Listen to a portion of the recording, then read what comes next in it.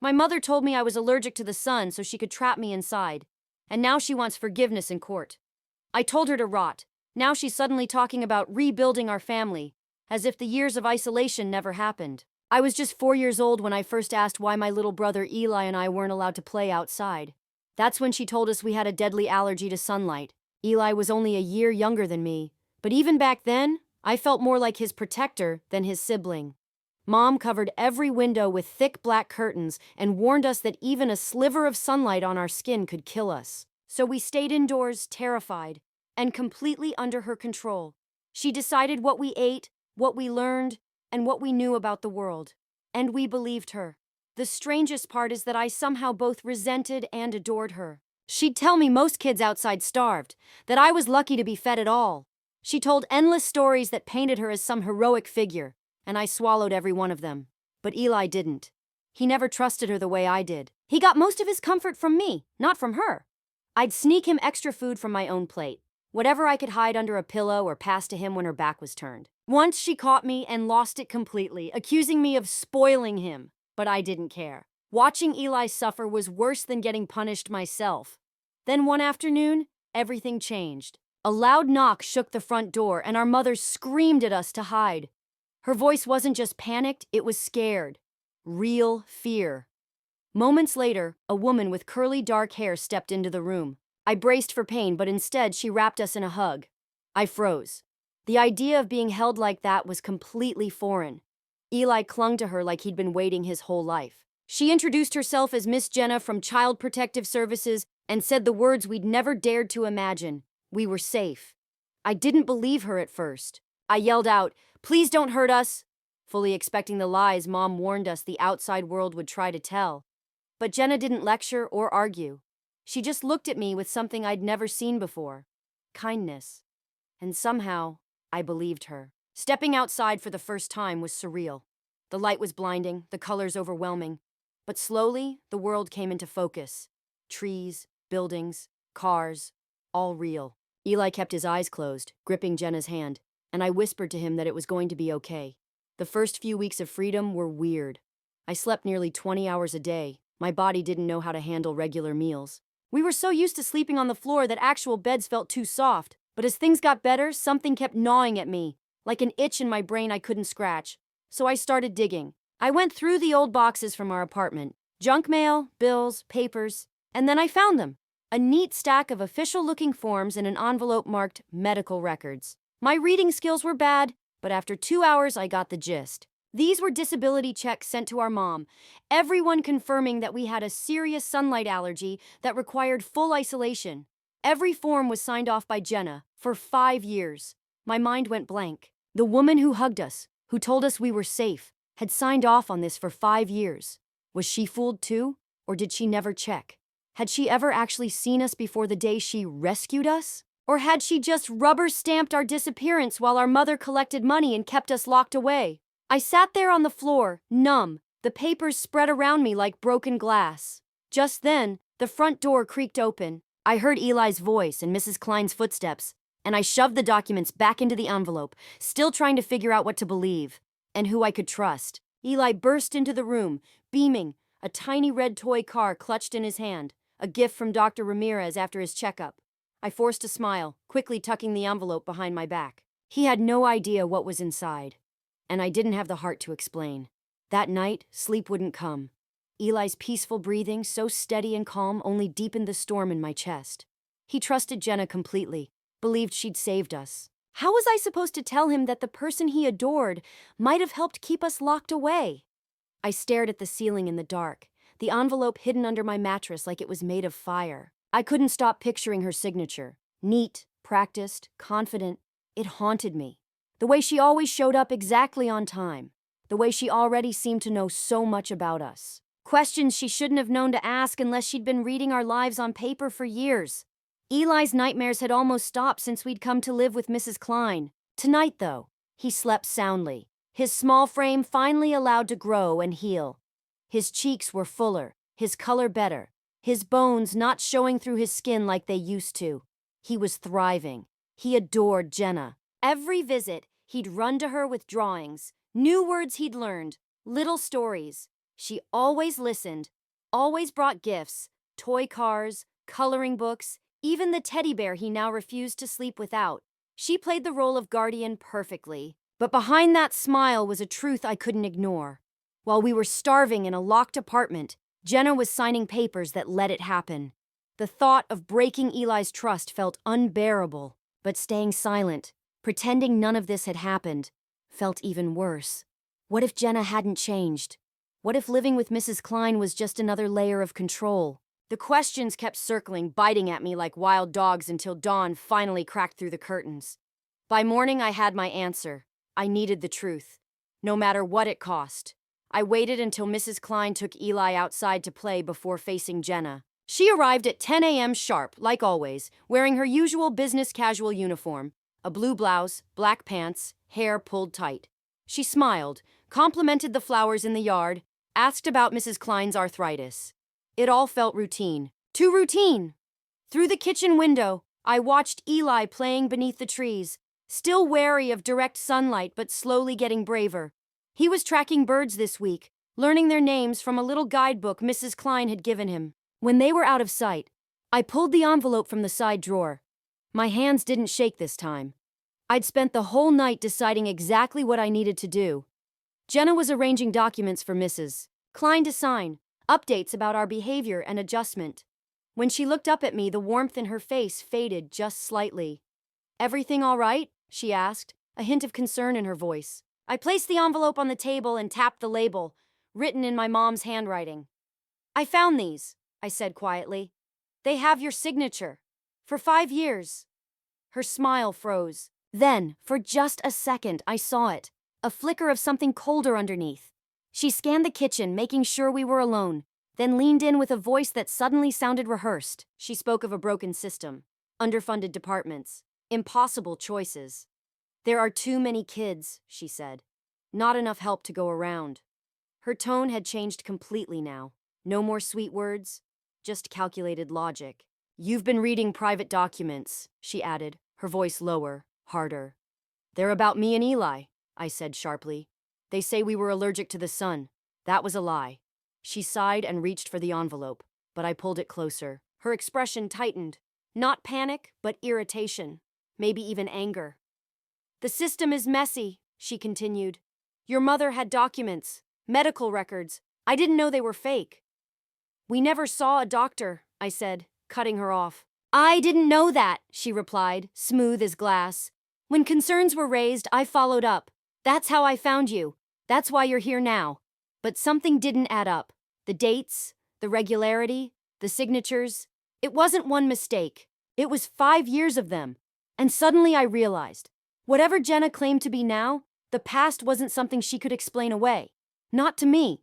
Year after year, the documents described detailed home visits that never happened. It became impossible to believe Jenna had simply been fooled. Everything pointed to something far more deliberate. As I sat across from her, stunned by what I'd uncovered, she smoothly shifted from excuses to something darker. Veiled threats. She warned me, with a careful tone and a practiced look of concern, that accusations like mine could cause problems. Not just for her, but for me and Eli too. Then came the line that hit the hardest. "Foster placements are always temporary," she said softly. "You know that, right?" The words hung between us like smoke, and then came the implication. Clear, sharp, and cruel. If I kept digging, if I kept pressing, she couldn't promise that Eli and I would stay together. "There's a real shortage of foster homes that can take siblings," she continued. "Especially when they come with special needs and trauma history." She knew exactly what she was doing. She was using the one thing I couldn't risk, being separated from my brother. Eli had always needed me. I was the one who calmed him after nightmares, who helped him feel safe when nothing else could. And now, the same person who once smiled at us like a savior was using that bond like a weapon. "I'm just trying to help you understand how the system works," she said, her tone softening again, watching the fear rise in my face. "It's not perfect. Sometimes we have to make hard choices to get the best outcomes." When she reached for the envelope again, I pulled it back sharply. Her eyes narrowed, just for a second, but the warmth was gone. Later that day, I overheard her talking to Mrs. Klein. My heart froze. She was describing a new foster family, The Marshalls. According to Jenna, they lived in the countryside, had years of experience with children who had medical needs, and their home was quiet, private, and ideal for recovery. But as she went on, her description started to sound eerily familiar. Special window coverings, a covered play area, a remote location with poor cell service and no internet. She was trying to disappear us again. Outside, Eli was crouched on the porch, completely unaware, holding a caterpillar in his palm like it was the most precious thing in the world. Inside, Jenna's voice was smooth and enthusiastic. They've fostered kids before. The house is perfect for children like them. Peaceful, structured, removed from overstimulation. But I thought the boys weren't actually sick, Mrs. Klein said cautiously. Just underdeveloped because of what they went through.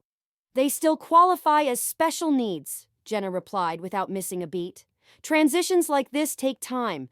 The Marshalls' home is set up to support that kind of gradual adjustment. Mrs. Klein still didn't sound convinced. Eli's been doing so well here. He's finally opening up. The Marshalls have more experience with trauma cases, Jenna pressed, and they're willing to take both boys. That's rare. I could barely breathe. My mind was racing. Everything about this placement echoed our old life. Hidden, isolated, controlled. How far is it? Mrs. Klein asked. Just about 2 hours north, Jenna answered. Very quiet, minimal digital access, which can be a blessing when kids need less stimulation. Less stimulation, less access, less visibility. That night, I waited until the house was asleep. Then I turned on a flashlight and laid every single paper out across the floor. My reading was slow, frustrating, but fear is a powerful motivator. The more I read, the worse it got. Not only were there false medical files and forged diagnoses about me and Eli, there were other names, other families. And in every case Jenna was involved, there were patterns. Homes in remote areas, irregular or missing visitation notes, children labeled with vague adjustment issues. Whatever Jenna was part of, it didn't stop with us. Some names had been redacted, others shortened to initials, but patterns still started to emerge. Families like the Marshalls kept showing up, always in remote areas, always described as experienced with special needs, always minimal contact with the outside world. And then came the missing visits, gaps where there should have been oversight, monthly home checks that didn't happen for half a year, medical exams that were supposed to be annual, missing for multiple years, and worst of all, kids whose names suddenly vanished from the files without explanation. One name stood out, JM. That child's file read just like ours. Photosensitivity, isolation, special accommodations. Then, 2 years ago, the trail went cold. No closure, no case notes, just silence. I stared at Jenna's signature on page after page, greenlighting placements, approving isolation, signing off on treatments that never happened. It was no longer just about Eli and me. This was bigger. And Jenna? She wasn't a victim of bad paperwork. She was the paperwork. By the time I slipped the documents back under my mattress, my head was pounding, my eyes stung from the dim light. But there was no doubt in my mind anymore. Jenna was not who she pretended to be. And the Marshalls' home? It wasn't a fresh start. It was a repeat. 3 days later, everything changed. Mrs. Klein had left her computer unlocked after checking a recipe. While she and Eli were baking cookies in the kitchen, cracking eggs, spilling flour, I told her I needed the bathroom. I didn't. I slipped into her office instead. The screen was still open, sitting on her email inbox. I'd never used a computer before. Just one more thing we weren't allowed to do in isolation. But I'd watched her enough to pick up the basics.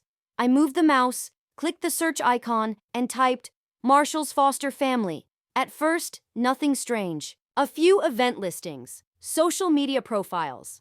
But then, on page 2, a headline grabbed my breath. Foster child's death ruled accidental after investigation. My hands trembled as I clicked. The article was short, barely more than a summary. A 7-year-old child, initials JM, had wandered off from the Marshalls' property and drowned in a nearby pond. The death was ruled an accident. No negligence, no charges. Case closed. But something didn't sit right. The article said JM had been with the Marshalls for nearly 3 years, placed there due to medical needs requiring a controlled environment. And the person who approved the placement and led the investigation? Jenna. Full name, Jenna Campbell. There was even a quote from her, calling the Marshalls exemplary, praising their care, saying that children with JM's condition often exhibit unpredictable behavior. A cold weight settled in my chest. JM had been just like us, labeled with a fake condition, hidden from view. And when JM died, Jenna personally closed the case. Now she was trying to send us to the exact same place. I needed something undeniable, proof that even the adults would have to take seriously. The chance came 2 days later. During her next visit, Jenna left her bag in the living room. Mrs. Klein had gone to the backyard to get Eli, and Jenna excused herself to use the bathroom. I had 2 minutes, maybe less. Mrs. Klein's old digital camera was sitting right where she always kept it, on the living room shelf. She'd been teaching us how to use it for taking pictures of birds and flowers. My hands were shaking as I grabbed it, heart pounding so loud I was sure it would give me away. Inside Jenna's bag was a black leather planner, thick, well-worn. I flipped to the current month, notes about our case. But when I turned back through older pages, I found exactly what I feared. Page after page of names. Families like the Marshalls, locations, names of placed children, and beside each one, dollar amounts, ranging from hundreds to several thousand. Dates that matched perfectly with the checks I'd found in Mom's files. Payments, placements, patterns. I took photos as fast as I could. The camera made a faint clicking noise with each snap, and I winced at every sound, eyes flicking toward the hallway. Then I heard the flush. I snapped one last photo, shoved the planner back in the bag, and dove for the couch, sliding the camera under a cushion just as the bathroom door creaked open. I acted like nothing happened, but in my chest, everything had changed, because now I had proof. And time was running out. When Jenna came back into the room and saw me near her bag, her smile didn't quite reach her eyes. "Looking for something?" she asked lightly. But there was a sharpness underneath her words. "No," I replied quickly, trying to sound casual. "Just waiting for Mrs. Klein to come back with Eli." She watched me carefully, then smiled again, tight-lipped, controlled. "Well, while we have a quiet moment, I have some good news. The Marshalls are so excited to meet you both this weekend. They've already prepared rooms. For both of you." She emphasized the word both with a deliberate weight, a reminder, a warning, that if I made trouble, both might not be an option anymore. "They have a lovely property," she continued, sitting down beside me. Too close. Very private, very peaceful. No nosy neighbors asking questions. No strangers dropping by. My stomach turned. "Mrs. Klein says we're doing well here," I said, forcing my voice to stay even. "Mrs. Klein is a temporary placement," Jenna replied smoothly. "The Marshalls are interested in something more permanent. Wouldn't you like that? A forever home." The phrase landed like ice in my chest. A forever home. Like the one JM had. The one they never left. "I like it here," I said quietly. "So does Eli." She smiled again, tighter this time. "Children don't always know what's best for them. That's why adults make the decisions." She patted my knee, and I had to fight not to flinch. "Trust me. This is going to be wonderful." Before I could say another word, Mrs. Klein walked in with Eli, who ran up, beaming, holding out a leaf with a caterpillar.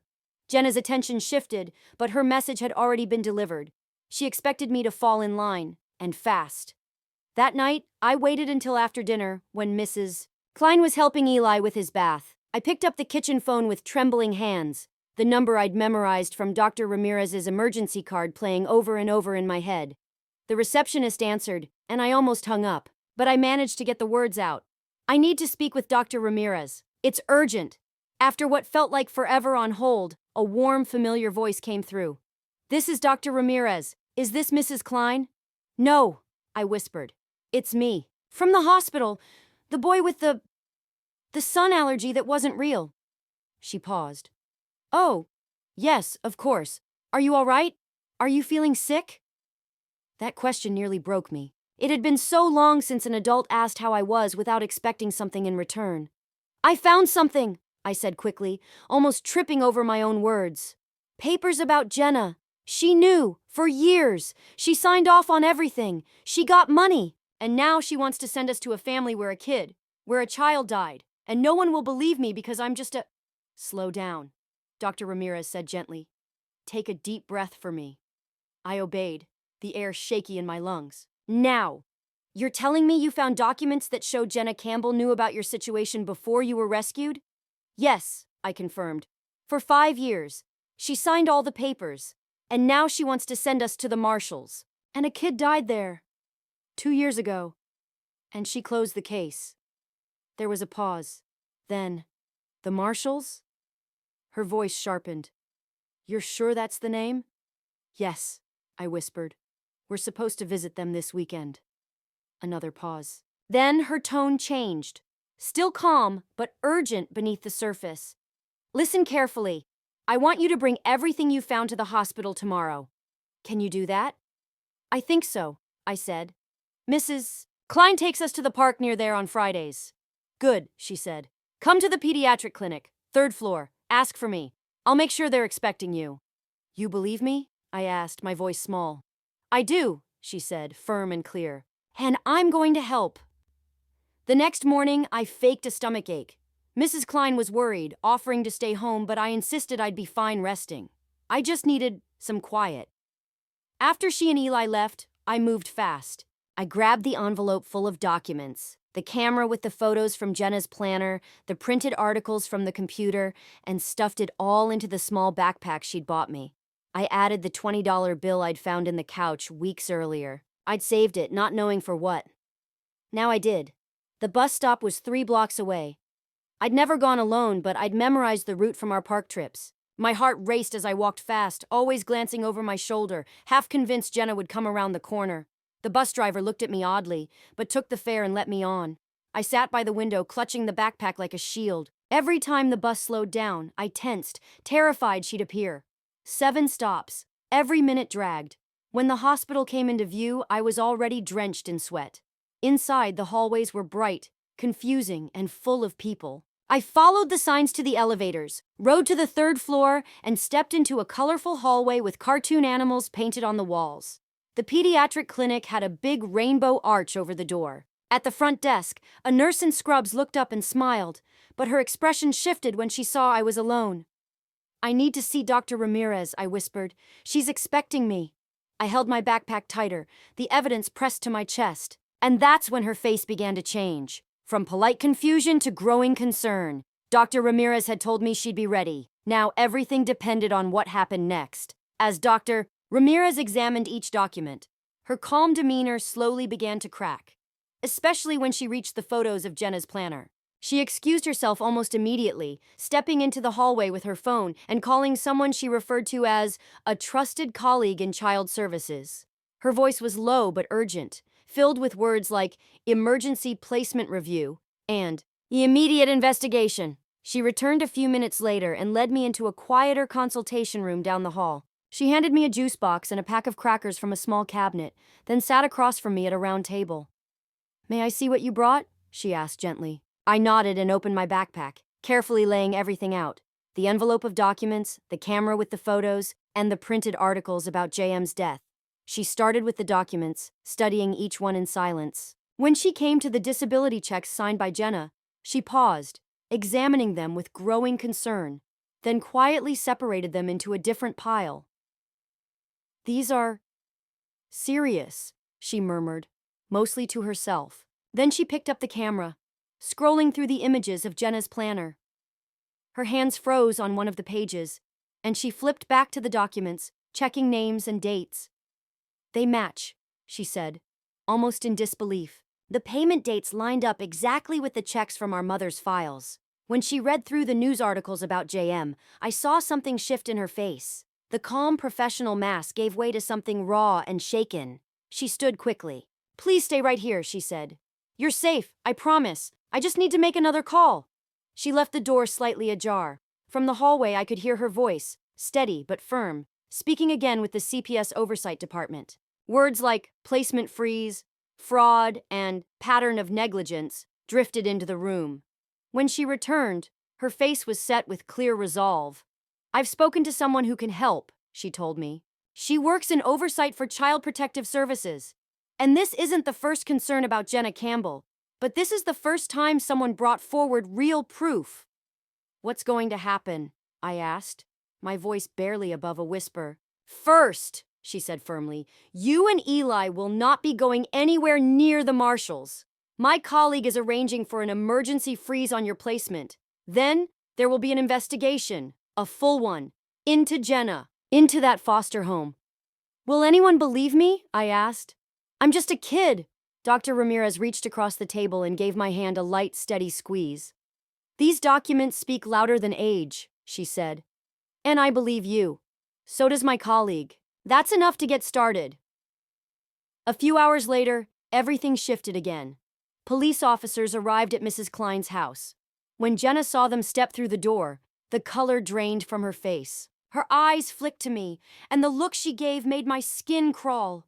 Cold, burning, furious. She said nothing at first, just smiled, tight and too wide, as one of the officers stepped forward to speak with her privately. Meanwhile, Dr. Ramirez calmly explained to me that, just for now, Eli and I would be moved to another foster home while they conducted the investigation. Mrs. Klein had been panicked when she came home earlier and found me missing. The social worker who brought me back, a kind woman named Ms. Patel, had reassured her I was safe, and then explained everything in quiet, serious tones. As they talked, I sat on the living room floor with Eli, helping him build a tower from blocks. He leaned into my side but didn't ask questions. He could feel something was wrong. It was nearly dinner when the doorbell rang again. I heard heavy footsteps in the entryway, deep adult voices. My stomach clenched. Jenna was the first to walk into the room. She wore her usual professional smile, but it was more brittle than ever. There's been a little misunderstanding, she said lightly, her voice sweet, but fake. Just some paperwork confusion, nothing to worry about. Behind her came two uniformed officers and Dr. Ramirez. The moment Jenna spotted me, her smile faltered. Her eyes narrowed, and for one sharp second she let the mask slip. The way she looked at me, pure venom. Why don't we talk in the kitchen? One of the officers suggested, gesturing her away. As they disappeared into the other room, Dr. Ramirez came and sat beside me and Eli on the floor. You did something incredibly brave today, she said softly. The officers need to speak with her about the documents you found. We could hear the conversation through the closed kitchen door. The voices were low at first, then raised, Jenna's tone defensive, the officers calm but firm. I couldn't make out the words, but I didn't need to. The tension said enough. What's going on? Eli asked, finally, looking up at me with worried eyes. Dr. Ramirez answered gently. Some grown-ups didn't do their jobs the way they were supposed to, she said. The police are going to make sure that changes. When Jenna finally came out of the kitchen, flanked by both officers, she looked composed. Her posture was still straight, her clothes still crisp, but her eyes found mine, and for the first time, I saw no charm in them at all. Just rage, and a silent message. This isn't over. But I didn't look away, because this time, I wasn't alone. Miss Campbell will be coming with us to answer some questions, one of the officers told Mrs. Klein, his voice steady and official. In the meantime, Miss Kip Patel will be your new contact person for the boys. Jenna said nothing. Her posture was still upright, her voice polite, but when she looked at me, her eyes promised that this wasn't over. That look stayed with me. The investigation didn't move quickly. It was slow, frustrating, painfully slow. Our new foster family, the Taylors, were kind but cautious. They clearly knew something had happened but weren't told everything. Mr. Taylor taught math at the local middle school. Mrs. Taylor owned a bakery. Their home smelled like cinnamon, fresh bread, and something we had never really known: stability. They welcomed us with quiet warmth, showing us to a room with twin beds and a bookshelf filled with stories we'd never read. We know this is a lot, Mrs. Taylor said gently. No pressure. We'll go at your pace. Every day had structure. Breakfast at 7:30, dinner at 6, lights out at 8:30 after reading time. Mr. Taylor left for school early each morning while Mrs. Taylor baked until noon and spent her afternoons with us. The consistency was soothing in a way I never expected. Predictability brought safety. It was something we'd never had before, and now it was everything. The next day, Miss Patel explained why we had to move. If Jenna was released while the investigation was ongoing, she might try to contact us. Mrs. Klein's address wasn't a secret. This was to keep us safe. Mrs. Klein cried when we left, hugging us tight and making us promise to call once we were settled. I felt guilty, like I was abandoning her. But then I remembered Jenna's eyes and knew we had no choice. The Taylors' home was modest, 2 stories, tucked away on a quiet street across town. Mr. Taylor was tall and thin, always in neat clothes, glasses perched low on his nose. Mrs. Taylor had a warm voice, curly black hair wrapped in scarves, and a way of making any room feel like a kitchen full of love. Photos of smiling children lined their hallway. 12 years, Mr. Taylor said when I asked. All foster kids. Some stayed for days, some for years. We still keep in touch with most of them. 2 months passed. Miss Patel kept visiting. She always brought updates, but they were small. Jenna had been suspended, not fired, not arrested. Administrative leave, they called it. The marshal's foster license had been paused, not revoked. Pending review, they said. It wasn't enough to make me feel safe. The nightmares didn't stop. Sometimes I'd wake up gasping, drenched in sweat, and find Eli had already climbed into my bed during the night. His nightmares were quieter than mine, but they were always there. Mrs. Taylor sometimes found us curled up together in the mornings, and I'd see something flicker in her expression. Maybe sadness, maybe recognition. I jumped at every sound, every knock, every car engine, every ring of the phone. Mr. Taylor noticed and started teaching me chess. The game required focus, logic, patience, all things that helped pull my mind away from the spinning cycle of fear. We'd play for hours at the kitchen table, the carved wooden pieces moving slowly between silences. Mrs. Taylor spent time with Eli in the kitchen, teaching him to bake. Cookies, muffins, simple things. He liked the math of it, the measuring, the precision, the way flour and sugar became something new. He'd present his little creations at dinner with quiet pride, like a normal kid. Like the version of him that might have existed if we hadn't spent our early years in darkness. Then one morning, it all shifted again. Mrs. Taylor was showing me how to make pancakes, helping me measure out flour like she always did when the phone rang.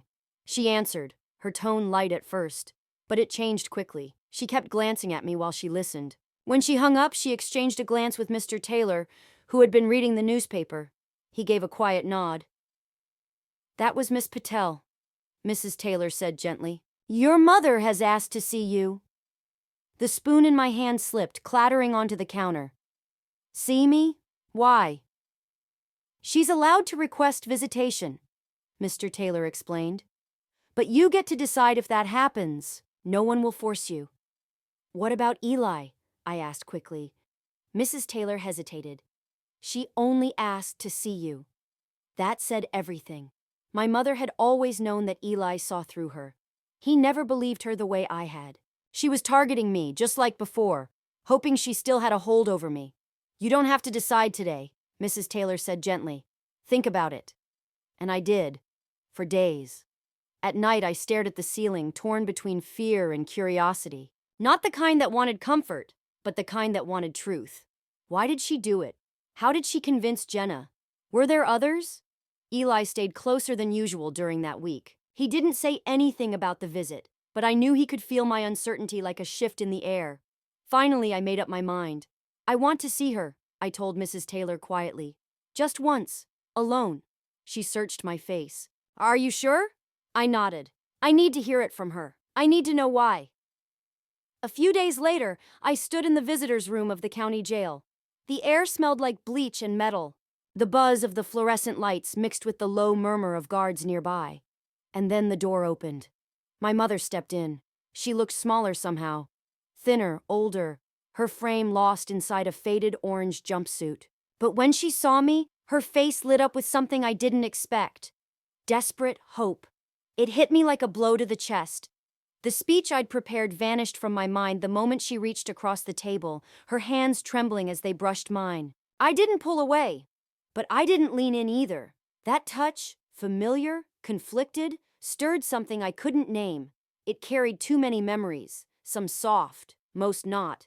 The prison had been a 2-hour drive from the Taylor's home. Mr. Taylor took the day off and explained everything patiently as we drove, what the security checks would be like, how the visiting room worked, and that he'd be right outside the whole time. If you want to leave, he told me, just say the word. The prison itself was a maze of gray buildings behind high fences and coils of razor wire. Just looking at it made my chest tighten. Inside, we went through scanners and pat-downs before being led into a visiting room lined with guards and plastic furniture. Mr. Taylor gave my shoulder a squeeze before sitting in the waiting area. "I'll be right here," he said one more time. I sat at one of the small tables in the center of the room. A few minutes later, the door across the room opened, and she walked in. Her hair, once long and unkempt, had been cut short. Her skin looked pale, almost hollow. And yet, when her eyes met mine, they sparked with emotion. "You came," she whispered, barely holding back tears. "I wasn't sure you would." I stayed quiet, just studying her, the woman who had shaped my entire world with a lie. She reached across the table again. I didn't flinch this time. I let her hold my hands, the same hands that once tucked me in, and later locked the door behind me. When I finally found my voice, the only word I could manage was, "Why?" And then, she broke. What followed wasn't a confession. It was a collapse. Her voice cracked as she described a storm of fear and grief that had swallowed her after my father's death. She said she became convinced the world would try to take us away from her, that every noise outside was a threat, that strangers were watching, that sunlight was dangerous. She said Jenna first came after a neighbor called in a concern. Maybe yelling, maybe the lack of fresh air. She couldn't remember. But instead of doing her job, Jenna offered something else, a deal. She said she could make it go away, my mother whispered. Said she could help me get more support. She said other parents did it, that I could say you and Eli had medical needs, that it would help everyone. $500 a month, in exchange for silence, for paperwork, for keeping us hidden. The truth spilled out like a slow poison. And when I asked her if she ever really believed we had a sunlight allergy, she hesitated just a beat too long. "At first I knew it wasn't real," she said quietly. "But over time, it got easier to believe the lie than face what I was really doing. I started seeing danger in every open window, every stranger who looked too long. Every flicker of light became something to fear." She had convinced herself we were safer in the dark. "Did you ever care that we were starving?" I asked, my voice colder than I'd ever heard it. She recoiled, as if slapped. "The money wasn't enough," she said, looking away. "After paying Jenna..." But I didn't need to hear the rest, because I already knew. "There wasn't much left," she said quietly, eyes downcast. "And I couldn't work. I had to stay home with you both." It wasn't an answer, just another excuse. I saw it now for what it was. She had chosen to protect the illusion in her mind, rather than protect our lives. To her, the fear of the outside world was more real than our hunger, more urgent than our suffering. "Were there others?" I asked. She nodded slowly. "Jenna used to mention them sometimes. Other families, special arrangements, she called them. Kids with needs that the system didn't understand." My mind flashed to JM. A child who never came home. How many more had been hidden like us, cut off from life, forgotten, erased? "I'm sorry," she whispered. "I know that doesn't fix it. I know it's not enough, but I am." I looked at her, really looked. Not the monster from my childhood nightmares, not the guardian angel she pretended to be. Just a broken woman who couldn't face her grief and, in the process, nearly destroyed us both. When I left, she stayed behind, still pleading, still crying. Her apologies echoed faintly as the door closed behind me, but I didn't look back. 3 weeks later, everything changed. Jenna was arrested. The financial records, subpoenaed from her accounts, along with my mother's prison-recorded confession, the forged documents, and photographs of her planner, together they finally broke the case wide open. She was charged with multiple counts: child endangerment, fraud, criminal negligence, obstruction. And that was just the beginning. As the investigation expanded, more names surfaced. Other families, other children, other silences. The marshal's foster license was revoked immediately. The 2 children in their care were removed and sent for medical evaluations. An independent review of JM's case was opened, this time with forensic specialists re-examining everything that had once been brushed aside. When I stepped out of the prison that day, Mr. Taylor was waiting exactly where he said he would be. He didn't ask what happened. He just stood up, walked beside me, and placed a quiet, steady hand on my shoulder. In the car, I finally spoke. I told him everything. My voice was flat, almost hollow. But he listened without a word, nodding gently as we drove. "That took real courage," he said when I finished. "Facing her, asking those questions." But I didn't feel brave. I felt scraped out, like something inside me had been scooped clean and left empty. Back home, Mrs. Taylor and Eli were waiting with warm cookies and hot chocolate. Eli didn't ask any questions. He just hugged me tightly, sensing what I needed without needing to understand why. That night, he crawled into my bed without a word and fell asleep beside me. His presence kept me grounded, anchored to something real. The next morning, Miss Patel returned with news. The audio from the prison, my mother's full confession, had been recorded as part of their standard visitation protocols. With the documents I'd uncovered and the evidence from Jenna's planner, the case had become irrefutable. 3 weeks after that, Jenna was taken into custody. The charges against her were extensive. Years of signed false reports, fake diagnoses, and misused authority had left a trail. 7 other families were identified. Cases where children had been hidden, isolated, and misrepresented, all under her watch. The courtroom was massive, cold, and intimidating. Wooden benches, high ceilings. The judge elevated above us like something immovable. Mr. and Mrs. Taylor sat on either side of us like a wall of safety. Jenna didn't turn to look at us once. She wore a conservative gray suit, her hair pulled back as if she could pretend to be someone else, someone respectable. But the evidence told a different story. The prosecutor laid everything out piece by piece.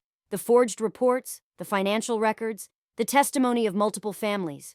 It was a pattern of exploitation. She'd used her position to hide children in shadows, then collected her reward in silence. When the judge finally delivered the sentence, 12 years in prison, plus 5 years of supervised release and restitution, Jenna barely moved. But I saw it. Her shoulders dropped. Her hand trembled slightly as she reached for a glass of water. It was the first sign of emotion she'd shown, and it came only when the gavel fell. A week later, my mother stood in the same courtroom. She pleaded guilty to child neglect and abuse. Her confession, her cooperation, and her diagnosed mental illness were taken into account. The sentence? 8 years. I didn't feel victorious, but I felt free. The sentence my mother received felt like both too much and too little. Too much for someone whose mind had unraveled into fear and delusion. Too little for the years of silence, hunger, and pain she had let us endure. Outside the courthouse, Eli slipped his hand into mine. A simple gesture that hadn't changed since our days locked in darkness, now softened by sunlight that no longer frightened us. The Taylors were waiting by their car, just as they'd promised, ready to take us out for ice cream regardless of the outcome. 2 weeks later, they asked us the question that would change everything. We were sitting at a brightly lit ice cream shop. Murals covered the walls in swirls of color, and a dozen flavors waited behind the glass. Eli, overwhelmed by choice as always, turned to me and said, "You pick." I chose chocolate for him, strawberry for myself. The same flavors we'd grown to love since our lives had changed. As we sat at a window table, Mr. Taylor cleared his throat and glanced at his wife. Mrs. Taylor reached across and gently took both of our hands. "We've grown to love you," she said softly. "And we were wondering how you'd feel about making this permanent." "Permanent?" Eli asked, chocolate already smeared across his mouth.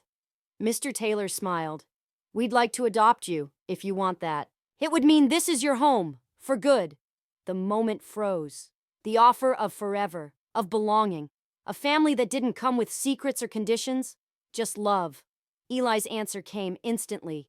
"Yes!" he cried, jumping into Mrs. Taylor's arms. She laughed, tears in her eyes, rocking him gently. Mr. Taylor looked at me. "You don't have to answer now," he said quietly. "It's a big decision. Take your time." I nodded, grateful for his patience. For Eli, the idea of forever was magic. For me, it carried weight. I had been a protector, a buffer, a shield. The thought of letting someone else protect me, of being just a kid again, was as terrifying as it was comforting. That night, I stood at our bedroom window looking up at the stars through the uncovered glass. No locks, no bars, no blackout curtains. Just space, just sky. "Are we really staying?" Eli asked, his voice thick with sleep. I turned to him, saw his small face in the moonlight, and said, "Yes, we're staying. This is home now." He smiled, closing his eyes. "Good. I like it here." "In the light," I whispered, crossing the room to sit beside him. I brushed the hair from his forehead like I had when we were small. "Me too." Healing didn't happen all at once. The nightmares didn't vanish overnight. I still checked the windows before bed. Eli still hid crackers under his pillow. But the shadows began to loosen their grip. we learned to laugh again, to trust, to live. 6 months later, on a crisp spring morning when the cherry trees outside the courthouse were in bloom, the adoption became official. We wore new clothes that day. Eli had on a blue button-down and a bow tie that made him look older than his years. I wore a sweater Mrs. Taylor, our mom, had helped me pick out. The judge was different this time. A woman with kind eyes who spoke directly to us, not just to the adults in the room. She asked if we understood what adoption meant, if we were happy, if we had any questions. When she declared us legally part of the Taylor family, Eli threw his arms in the air and shouted, "Yes!" so loudly, the entire courtroom burst out laughing.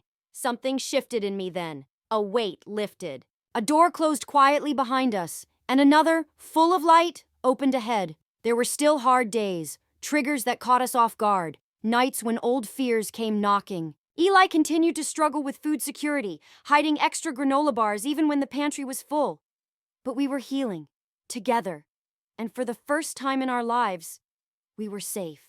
Eli continued hiding snacks around his room, even after countless reassurances that he'd never go hungry again. I developed a ritual of checking every door and window, twice before bed. Only then could I sleep.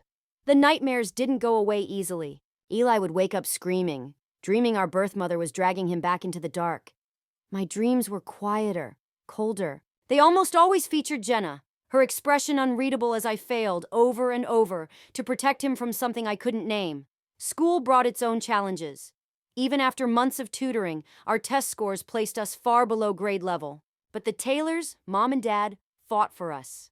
They made sure the school system saw our potential, not just our history. Dad spent evenings helping us break down lessons into pieces we could manage. He celebrated every small win like it was a gold medal. Mom set up reading rewards, bookstore trips for every milestone we hit. Little by little, we caught up. By high school, I was just one grade behind. Eli, whose mind had weathered the isolation better, joined his age group in middle school. Physically, the healing came faster. With regular meals, vitamins, and medical care, Eli grew tall, eventually taller than me, something he never let me forget. He loved teasing me about it. I still have that envelope of documents, not as a symbol of pain, but of survival. It sits in a fireproof box in my closet, not to reopen wounds, but to remind me of the strength it took to escape. Because that envelope proves something important, that even a child, armed only with the truth, can stand up to corrupted power. Jenna served 10 years of her 12-year sentence before being released on parole. Our birth mother served all 8 and quietly moved to another state. Neither has tried to reach us since. Sometimes I still search their names, just to be sure they're not nearby. The investigation didn't end with Jenna. It led to a broader uncovering of failures. Multiple social workers, 2 supervisors, a system stretched thin and unaccountable. Reforms followed, new oversight, new laws. JM's death was eventually reclassified. Not an accident, but homicide. The marshals were charged but ultimately acquitted for lack of evidence. It wasn't the justice we hoped for, but at least the truth was finally spoken, officially recognized. Eli graduated high school with honors. He's now studying psychology, hoping to help other kids who've experienced trauma. He still calls me every Sunday, still asks for advice, but he's his own person now, confident, kind, deeply empathetic. As for me, I became a paralegal. I work at a firm that specializes in child advocacy. The files I review each day, placement records, court motions, guardianship notes, are just like the ones that once dictated our lives. But now, I make sure those documents protect children, not imprison them. There's a small plant on my desk. It needs sunlight to survive. Each morning, I place it on the windowsill and watch it reach toward the light. It reminds me, the miracle isn't that we survived. The real miracle is that we came out of it still capable of trust, still open to love, still willing to believe in something brighter. That our skin, once falsely labeled allergic to sunlight, now thrives in it. That our hearts, once guarded against hope, now welcome it. That even after years in the dark, we learned how to grow toward the light. And in the end, that's the justice that matters most.